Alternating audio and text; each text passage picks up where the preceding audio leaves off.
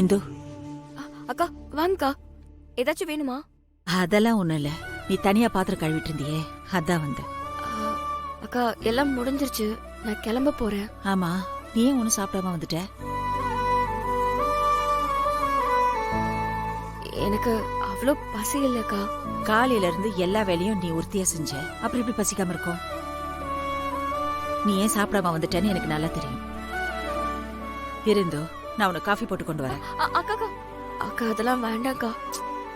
Coffee போட்டு தரேன்னு சொன்னேன். வேண்டாம்க்கா, வேண்டாம். இந்து, கொஞ்சம் தண்ணி கொண்டு வாமா. இந்த எடுத்துட்டு வரேங்கயா.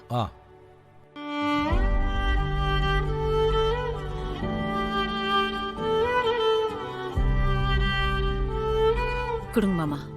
ஏமா, என்னம்மா ரெண்டு மருமகளும் தனியா நின்னு பேசிக்கிட்டு இருக்கிய? இல்ல மாமா, இந்து சாப்பிடவே இல்ல. கேட்ட பசிக்கலன்னு சொல்றா. இந்தாங்கய்யா.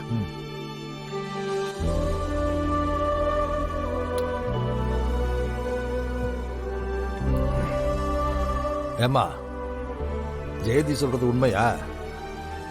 சாப்பிடாம விருவகத்தோட படுத்தா உடம்பு என்னத்துக்குமா ஆகும்?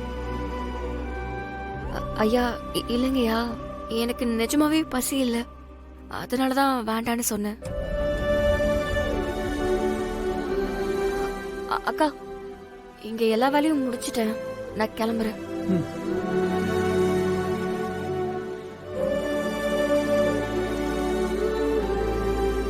என்னாச்சுமா, ஏன் சாப்பிடாம போற? ஏதாவது பிரச்சனையா?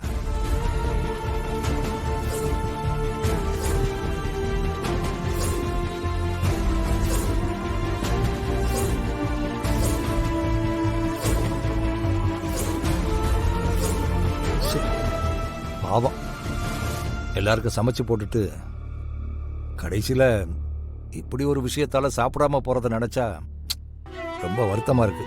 சே.